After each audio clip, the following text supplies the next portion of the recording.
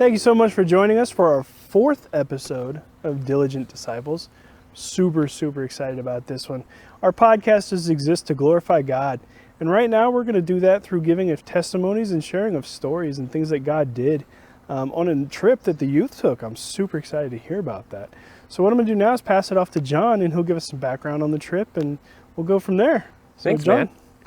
So the youth group at Harvest Fellowship has been doing a missions trip to Ensenada, Mexico with YWAM, Ensenada, and Baja for a long time. Our previous youth pastor, Jim Wiebolt, has been taking students down there every few years for a long time, maybe 20 years even. And so this last summer, beginning of June, we took 31 people down to Mexico to build a house, to experience God, to learn a different culture, and just be open to seeing what God is going to do through us when we're a little bit vulnerable, when we're outside of our comfort zone, and experiencing things that are all new to us. And so what we've done is come back from the trip now, and we want to share some stories about what that trip was like. And the students experienced some really cool things on the trip. They were able to not only build a house, but grow in friendships with one another, meet people from a different culture, and just experience God in brand new ways. And so it's been an amazing time, and I'm just excited for you to hear their stories. Awesome. Well, who would like to go first, man? I'd love to hear kind of what was your reason for even wanting to go to Mexico in the first place? What kind of drove you to even want to do that? Go ahead, Emma. Okay, my name's Emma Sutton. The thing that drove me to go to Mexico in the first place, well, I went there 2 years ago, and I just loved it. And then when I heard that we were going to Mexico again, I'm like, I'm going. So, yeah.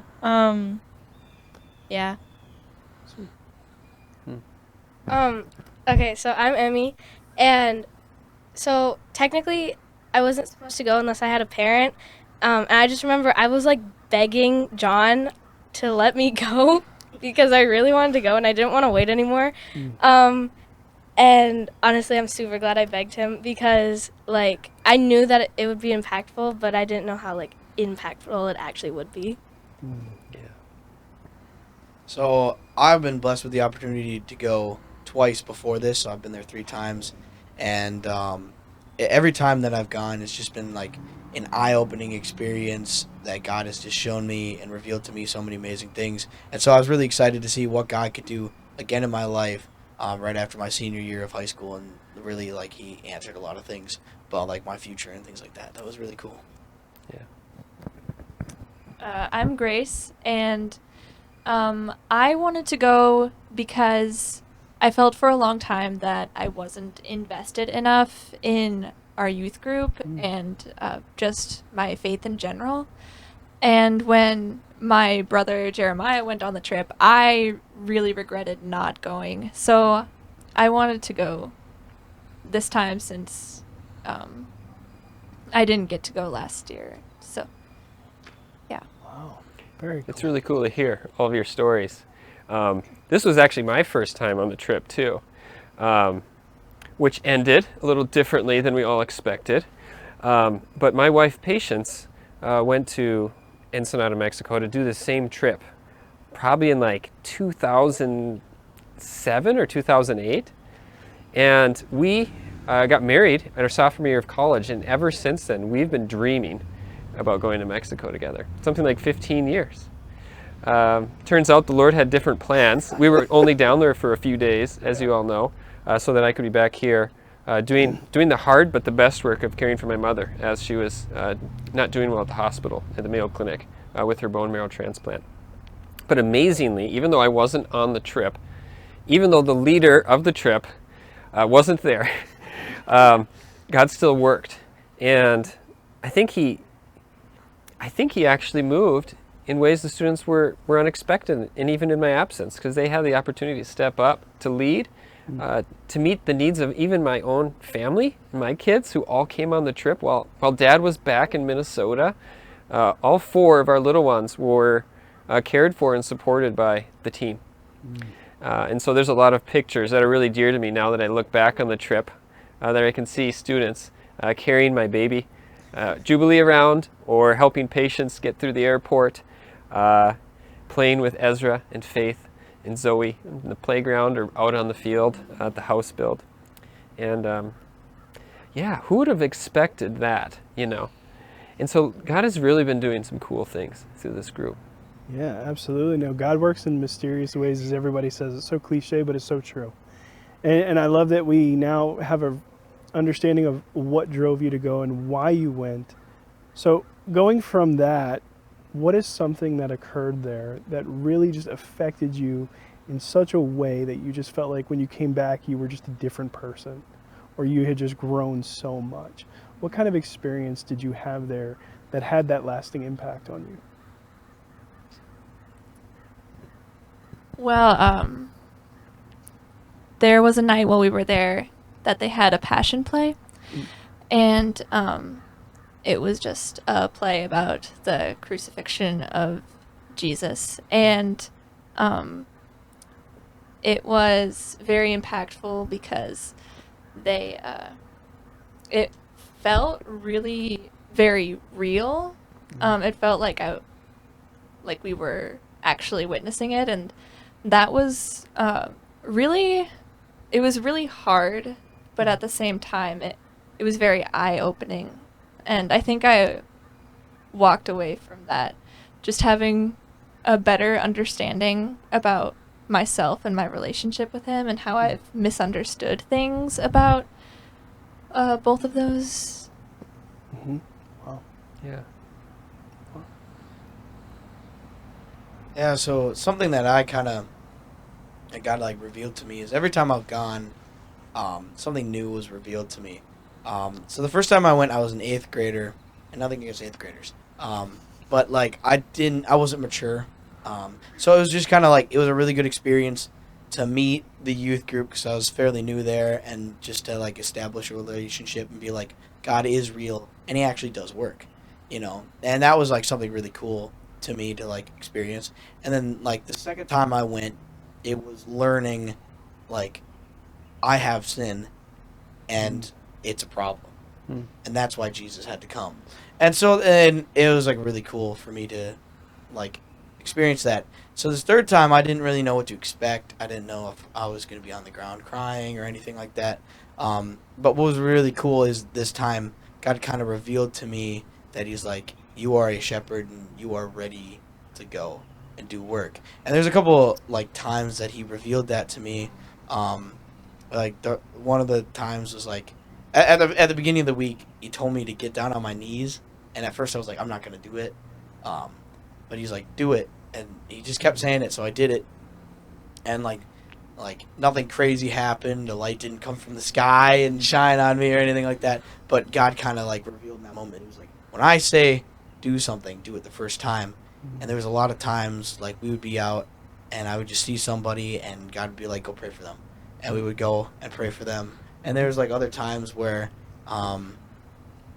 there's this one really, really, really cool experience I had where I was in we were blessed with like 45 extra minutes, and we were just spending time at a park, and at first we were just making balloon animals for kids and just really hanging out with like kids that didn't even speak our same language, but like they're a little bit away. There was just like these people were just playing music, and they had actually called us up to dance, and we danced for a little bit, and they, you know, and that was really funny. And I saw one of the guys had a Jesus Saves hat, and so I asked.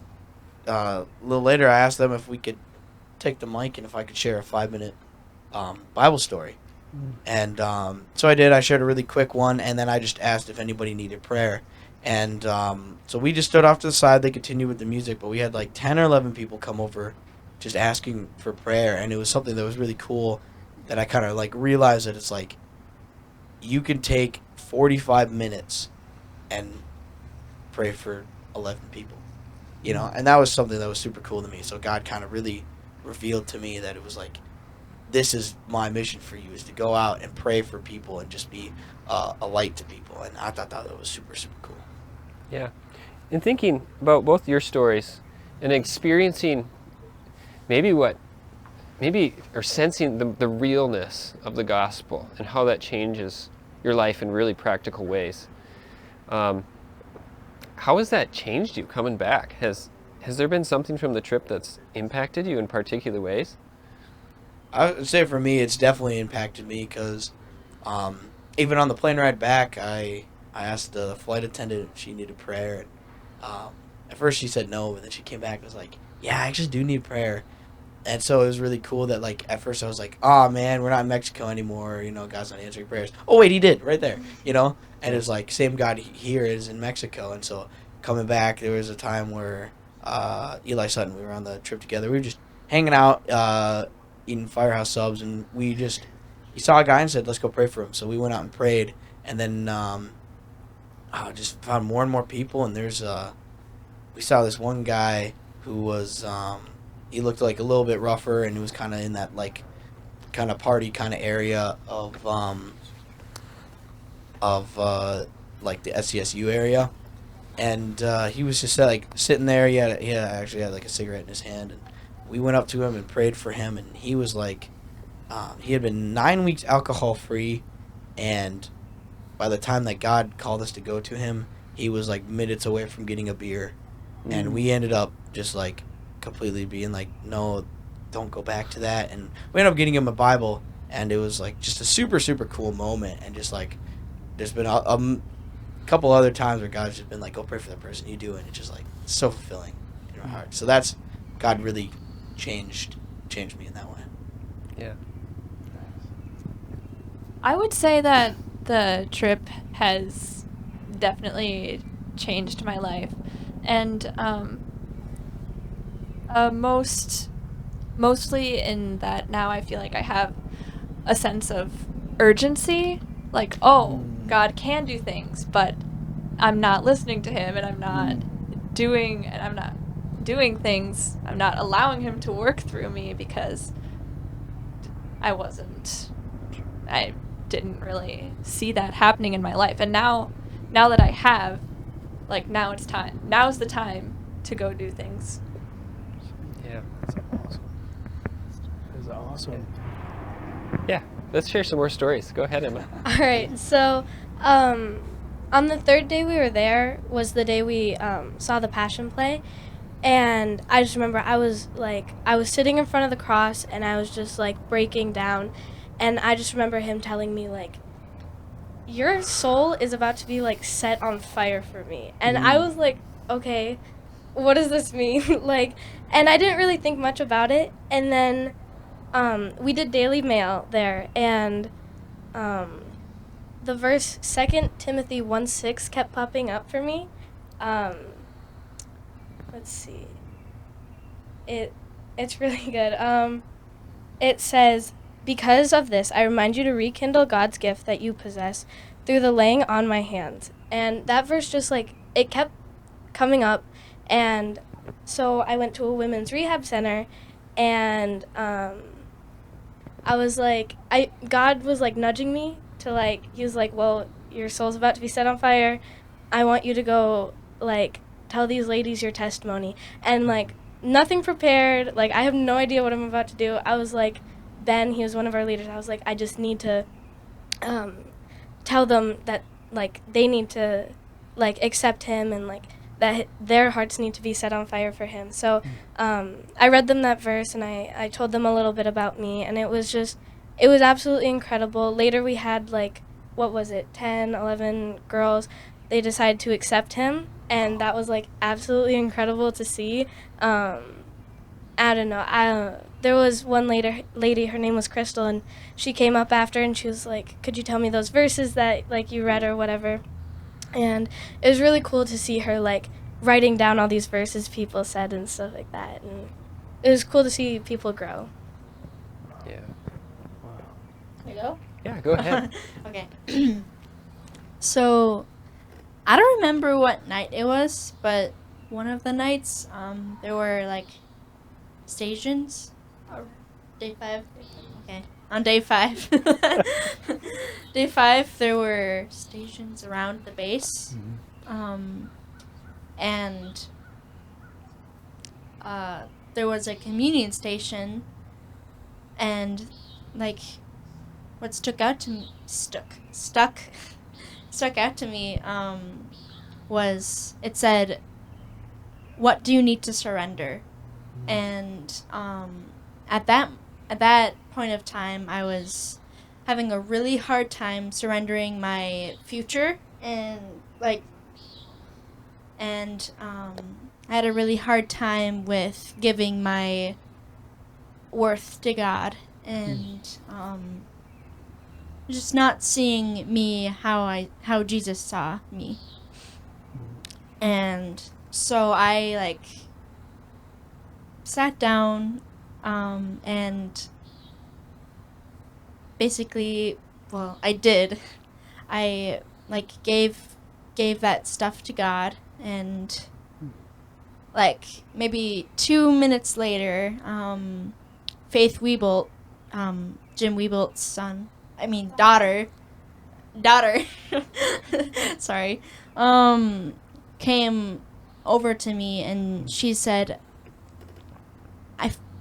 I feel like God told me to tell you that you are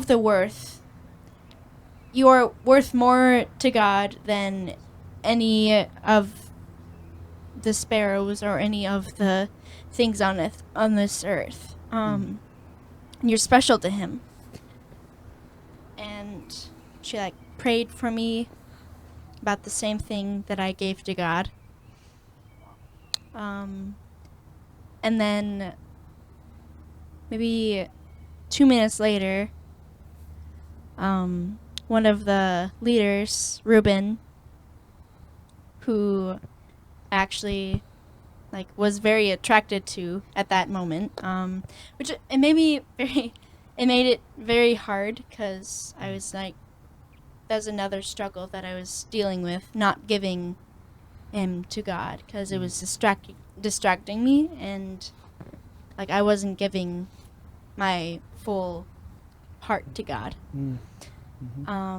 And Ruben like came over to me and like sat next to me and said another thing I didn't expect, like another struggle that was the self-worth. And the verse that I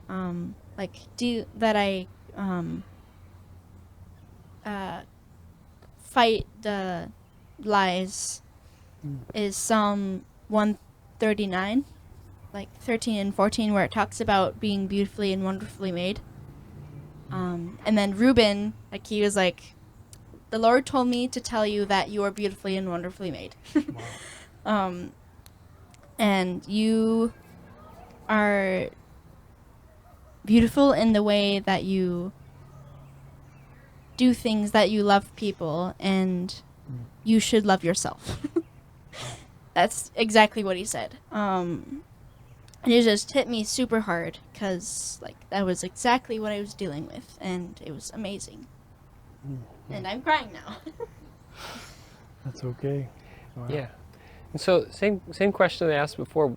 How have you brought some of that home? How has that changed you back here in Minnesota, both for Emma and for Emmy? Well, I'll go before you. Okay. Well, the being beautifully and wonderfully made, it just like, I actually haven't been struggling with that, the self-worth, for like since I've been in Mexico. And worship has been like way more, I mean, I love worship. It's like my favorite thing to do. But it was even like stronger this time when I came back from Mexico. I was like, I don't care if people are looking at me. I'm just gonna do it. 'Cause like, if God tells me to jump up and down, Or if I feel like I need to jump up and down, I'm gonna do it. Cause, yeah. So that's like different, I guess. Um, I just remember like it was literally the other day. Like I'm sitting down at my desk and I'm reading Second Timothy, and I was like, so I want to know more about this, and I was just reading about it, and it says not many people actually like set their soul on fire for Christ, and that like kind of made me really sad. But it's like ever since Mexico, it's just shown me like I shouldn't be nervous to do these things, and I just like everything I do, I need to do it through God, and I just need like him to be. I need to know He's by my side, and I just need to like just be ready with Him. Yeah. We have a brand new addition. I'm going to let him introduce himself, and then he's going to share a story too. And you should share the story at very least. I don't know if you have any other ones planned about how you even ended up coming to Mexico. Right. My name is Garrett Broman. And first off, I would just like to say that going on this trip was just really eye-opening and awesome to see the community that was down there of just believers who had their hearts on fire for God, just in every single thing that they did. I believe Lucas was talking earlier about when we went to the park, and he went up to our translator and he said, I want to go talk to these people and share a gospel. And at first our translator was like, wait, what did you want to do? And then right after that, he just like the Spirit filled him and he got like bouncy and just hyped and excited to go translate the story that Lucas was telling to everybody. So that was just the kind of like dynamic that was there the whole time that we were there. And I just think that was so amazing for all of us kids to just get our own hearts kindled and set ablaze with like the love of Jesus. But yeah, like John was saying, my story of coming here, the three days before, I was at my section track meet, and I was in a very good spot to go to state. And I ended up, falling over my last hurdle in the 300 hurdles, and I got DQ'd, so I wasn't able to go to state. And the day later, I went to a grad party, and I happened to be there at the same time as John. And he comes up to me, and he goes, Garrett, it's really good to see you, and he checked in with me. And then he asked me the weirdest question. He goes, do you have a passport? And I go, that's a weird question, but yes, I do have a passport. Thanks for asking. And then he just said, well, that's awesome because we have an opening on our trip and we would love to have you come. And honestly, I was kind of praying to God that a trip like this would happen. I was just like looking around everywhere, and this was the only one that like wouldn't fit in my schedule that I really wanted to go to. But since I didn't end up going to state, I was able to, and I was just like so excited for that. With all of this, a little bit of backstory. Before I kind of stopped going to church, for a long time after COVID, my whole family we stopped going to Sunday service, and I would go very on and off to youth group. And then during the winter season, I'm a swimmer, and I just didn't have a whole lot of extra time. So I didn't go at all during the winter season to youth group. So I just kind of felt really disconnected with God, and I was just feeling like, I was thinking it was a give and take relationship. Like, I will give this much, and God should give me this much. But in reality, that's never the case.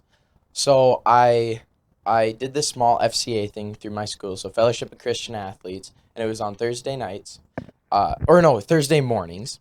Us and just a bunch of kids would get together in the morning and talk about God, and I thought that would be enough to sustain myself in the faith, and really it wasn't. So going on this trip really like brought me back into like the knowledge of God and just being again just on fire for him and getting our hearts kindled at this place.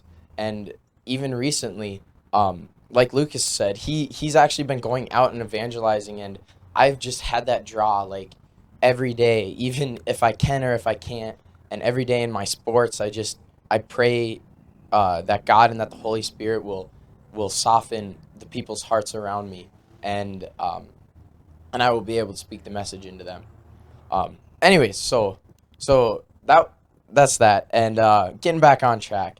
I was invited onto this trip, which was the first wow God moment because everything happened just so, timely. Just one right after the other, and I was just honestly wasn't really excited. I was kind of sad after my track meet, and I was like, now I gotta go pack up and leave my family, to go on this trip. But as we were driving down, God just like got me more and more excited for this. And once I got out and the worship team was just playing music as we got out of our bus, I was like, this is gonna be the best week ever. So that was just amazing. And another thing with timing, later on, we went after we built our house. So we spent 3 days on our house. Faith Weebolt asked the family if they wanted to go street evangelize with us because we had an extra hour of our time after our house build. And I heard that it was really rare, first off, that we would get an extra hour, and second off, that the family would even come with us. So that was amazing. And we just got talking to this family, and the husband of the family, his name was Carlos. He never, really knew God. The wife, Blanca, she was a Catholic, grew up as a Catholic, but just kind of got out of the faith because the churches were so far away and they didn't have a car to go to these places. Anyways, so Isaac and Isaac, who's not here today, but Isaac and I were really connecting with Carlos throughout the whole house build and through our walk. And Dave actually looks over at me and he goes, towards the end of our walk, towards the end of our evangelism walk, we passed out all of our Bibles, and Dave looks over to me at the end and he goes, do you want to ask if Carlos wanted to accept Christ as a savior? And I'm just kind of looking at Dave and I've never done this before, but let's just do it. Like Lucas was saying, once God tells you to do something, you just dive straight in and do it. Absolutely. So we did that, and we ended up saving Carlos, and he was just on fire for God. Also, he said that he saw how God was working in everybody that was building the house and in the community that was made there. And he just thought that it was so cool and so amazing, and he just really had that drive to follow God. And I've talked to Dave about this, and I know that I've been doing this, and we've just been praying for that family, that they have been keeping in the word, and that God would just stick with them and speak to their community through them. Another thing was that church thing. They weren't able to go to church. So luckily, as we were leaving, Faith Weebolt also found out that down the street, 3 blocks away, something like that, so super, super close, there was a church that was being built or like organized, a church that was being formed just 3 blocks away. So it was just God's blessing that these people were making a church for this family to be able to go and worship him at. I just thought that was just so amazing. Can I share something about that? Not to steal your spotlight, but He has a microphone. Something that I thought was like really cool is we were praying for a woman, Faith and I and our translator right before, and she was just saying that she was really looking for a church and there's no churches around. She was like, pray that I get a church. And not 2 minutes later, my mom goes, yeah, that camper down there, yeah, like 2 minutes away, that's gonna be a church. We were like, that was a prayer answered just like that. And it was like, that's crazy. So I just thought that was important then. Yeah, and then after this, another just one of God's timing was kind of as Lucas was saying with our day of evangelism at the park. Before that, we went to the women's rehab. We ate our lunch early, not knowing that we would have to leave like less than probably an hour later. So we ate our lunch, we got back, and then they said we had to leave, and we were like, oh, let's just share some testimonies, and then I guess we'll get out of here. But none of our leaders texted the van to start coming to pick us up. So we share our testimonies, and we get out of there, and the leaders are like, oh no. Like, did you text them? No. Did you text them? Oh, no.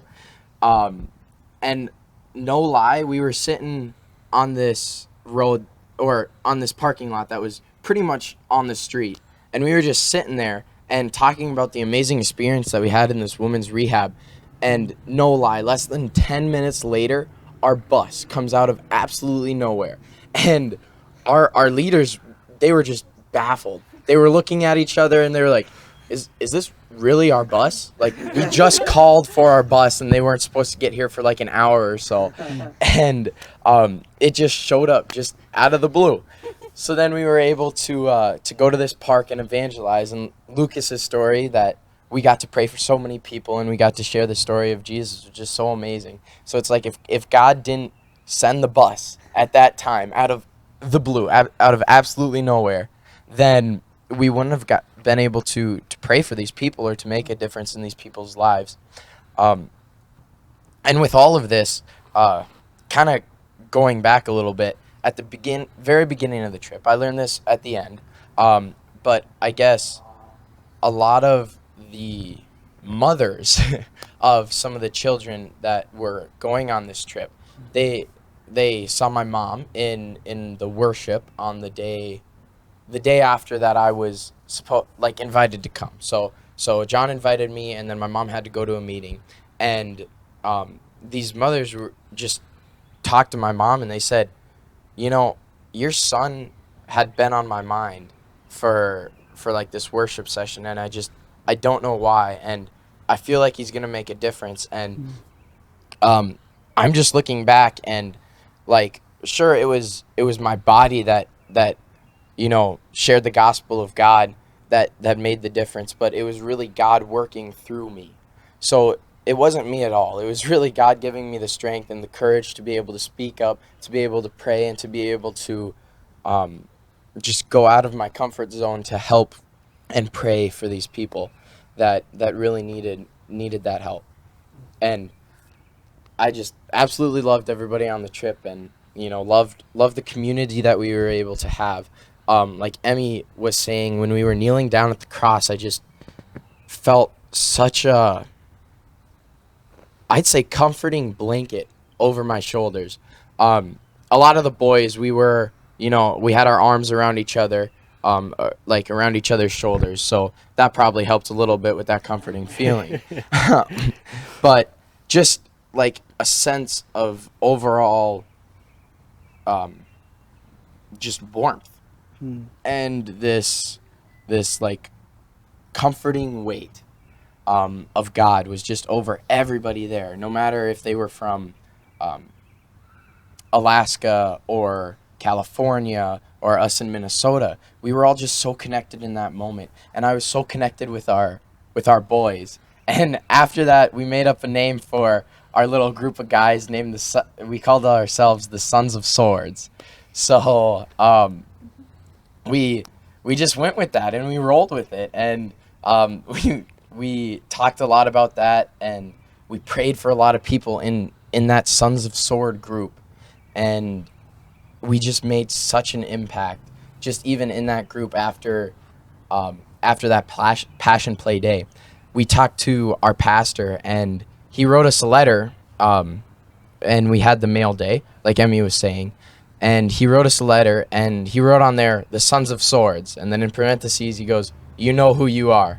And then we prayed about this stuff a little bit before that day, actually. And it hadn't been brought up when we prayed for this pastor before, like before this day. And he just wrote in this letter exactly what we prayed for. And it was mainly just about the community of us boys, that we would be able to stick together through these tough times coming back into into this world back at home. So I just thought that that was just so amazing how God really put himself in other people to just make a huge impact in everybody. Mm-hmm. Yeah. So I think one of the cool things for me to see as the night gets darker Closer. here around us in this video, one of the cool things for me to see on this trip was, you mentioned it, Garrett, but I know all of you experienced this to some degree, that in the discomfort of being in this country you've never been to, and for many of you, the first time, for some of our students, the first time they've ever traveled internationally or flown in an airplane, to go to San Diego, cross an international border, enter an entirely different culture, and they were entirely out of their comfort zone. This was a experience for many of the students that was unlike anything else they've ever experienced before. And in that discomfort, in that unknown, any sense of personal strength was gone. Any suggestion that they knew what they were doing there or how they were going to navigate any of the things that they were going to experience was gone.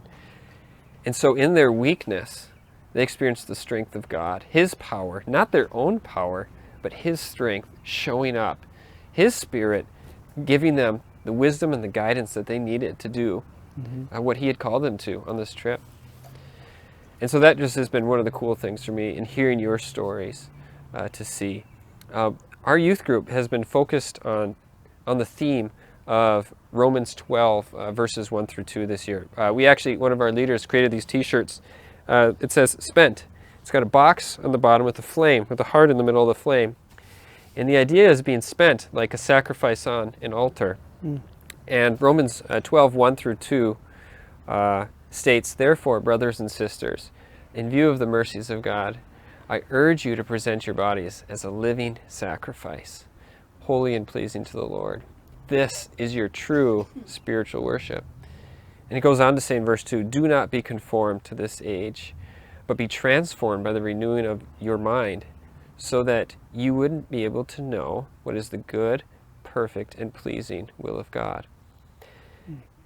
And to see some of these students, I believe all of them on this trip actually, to experience a little bit of what it means to be transformed by God in that self-denial, in that self-giving, in denying what in our culture, that self-created identity that many people are pressured to think that you have to do to make your own personal identity, to self-create yourself and whatever that means, but instead to take on an identity given to them by Christ.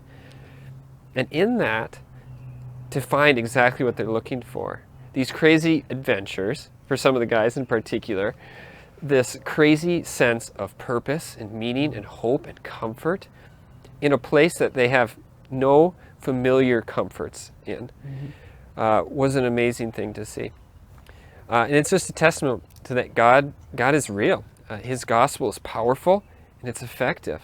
Absolutely. And his word does exactly what it says it's going to do. And we don't need to come up with creative solutions to make transformation happen. We have God's word. And that's all we really do at our youth group. We're not like a complicated or trendy or, I mean, you all know John's games are kind of cheesy at times. Like, here he goes trying to make us do some weird engineering game again that he's got from his past life as a civil engineer, you know. And, but what do? We study the Bible, we worship God, and we really love on each other. And we pray. We confess sin. We spur one another on. We just do simple discipleship. And we love God and we worship him. Wow. And what do you know? He shows up and he gives us everything that we were meant for. Yeah, you know, that's kind of the overarching theme that I'm really hearing from each and every one of you is that you went there one way and you've come back a different way. And you've allowed God to use you in such a way that he is literally chipping away at that old person that you were to transform you into something completely new. And that's the overarching theme of everything. If we allow God to use us in any way possible or any way necessary, it's amazing what can happen to us as individuals once we've just surrendered ourselves, like you were talking about, just surrendering your desires or your wants or your needs, and just surrendering yourself fully and completely to Him. And that's why I'm so encouraged about this youth group and just the stories that you guys have shared, and just the youth group in general, even the ones that aren't here, just how they went down to Mexico and just sacrificed themselves and just gave of themselves to just become something new, just to learn something new about God the Father who loves them and cares for them. I think God really kind of revealed Himself to each and every one of you in a different way on this trip, and so that's truly, truly exciting. That's encouraging to me as an adult, because I know now that this is the youth of the future. This is where the future lies, and this is what God is doing, using the youth because they're allowing Him to do so, and they have a passion for Him to do so. And so that's encouraging for me, and I'm just really encouraged by the overarching theme of just transformation and sacrifice that took place in Mexico, because I think that was the whole purpose, and I'm thankful that you guys were just willing enough to do that, but not only willing enough to do that, but willing enough to be vulnerable enough to share about it, and just to even share about your own vulnerabilities when you were there, and just what God did through you. And so I'm really super excited, because here at Harvest, our overarching theme is we all have a part to play. We all have a thing that we have. God has gifted you in a way that He's given you a part to play. And I think part of that trip to Mexico was to reveal that part to you, and just to kind of start revealing those giftings to you as well. I see that many of you were really gifted speakers, and I'm really encouraged by that, because I feel like God's going to use all of you in such a powerful way, as long as you just continue to allow Him to do so. And I'm just encouraged by you guys. Awesome job. Yeah. Thank you all for joining us on this podcast. We just love God here at Harvest Fellowship, and we love to worship Him in word and truth and in love. And if you're looking for a church home, if you're a student and you're like wondering, where's the purpose and meaning in my life? Why doesn't this world make sense? Why is this world crazy? And it just isn't working. We invite you to join us where we love God, we love His Word, right here at Harvest Fellowship. Awesome. Any other good words, Tyler? Well, because I want people to, what is one thing that each of you would say if somebody's out there right now and maybe God is starting to stir in them a passion for missions? What would be one thing that you would tell them? What would be one reason to give them to say, hey, next time we go on this Mexico trip, take part in it. We want you to come with us. We want this to grow from 30 to 60. And what would be one thing that you would tell them to encourage them? Hey, be bold, take the step. What would be something you would tell them? Well, right off the bat, what God put in my mind was just the sin and the unknowing, like, just being scared about your future. I know personally that's what I felt a lot. And just that sin was really weighing on my shoulders. So when you go on this mission trip, and when you are surrounded by people who surrender themselves to God, ultimately, like in the end, you will also surrender yourself to God. And it feels so good when that weight is lifted off your shoulders. And you know that when you come back to Minnesota, when you come back to wherever you live, that God will be with you there. One thing that Lucas said, I had these amazing experiences in Mexico, and Lucas just continued to say, it's the same God in Mexico as it is in Minnesota. And it's the same God in Minnesota as it is in Mexico. Because I was so scared about coming back and just coming back to the ways of this world and how I acted before. Well, it's a lot of gross. I would just say, if God tells you to go on this mission trip, just go. Dive head first and just see. There's a lot of cool things that will happen if God tells you to go. Okay, so if you were to go on this trip, you just need to have so much trust in literally everything that He does. Like, you don't know what He's gonna do, and we even had a skit on trust, and it was just amazing. You just need to trust Him in everything that He's gonna do with you and the others around you on this trip. Something that I would say, and this applies going on a mission trip or doing anything that God calls you to do, is to just be fearless, because it's like a common phrase: the safest place to be is in God's plan, and that's just like it's so true that like on this trip and coming back, whenever I've heard something, like God's like, go talk to them. You're like, oh, maybe that's just me thinking. And then when you think about it, well, praying for somebody, that can't really be bad, can it?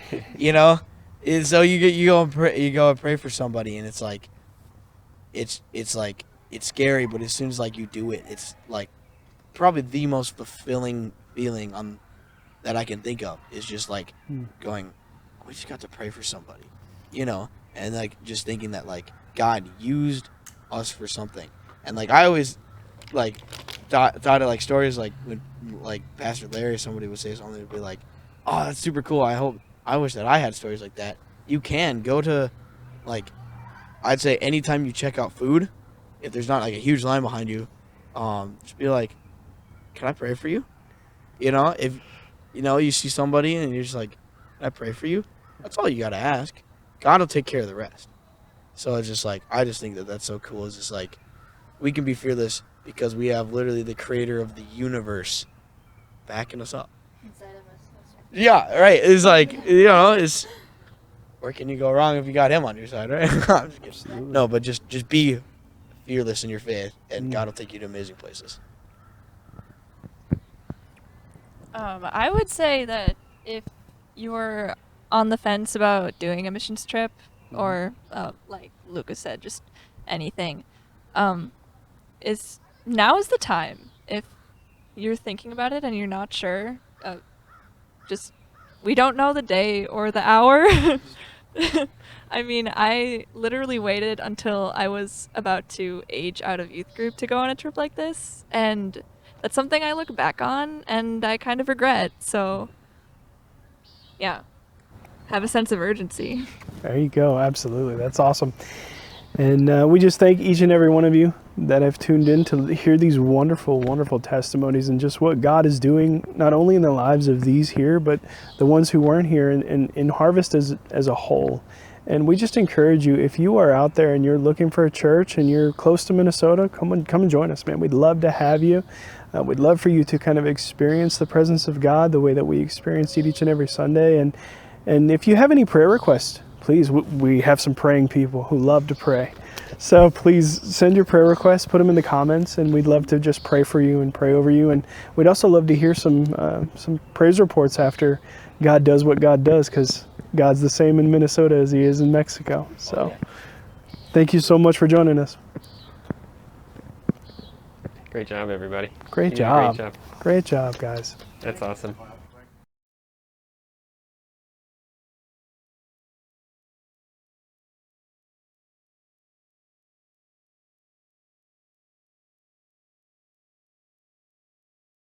All right, let's go eat some ice cream. Oh, I want you guys. Ice cream. We'll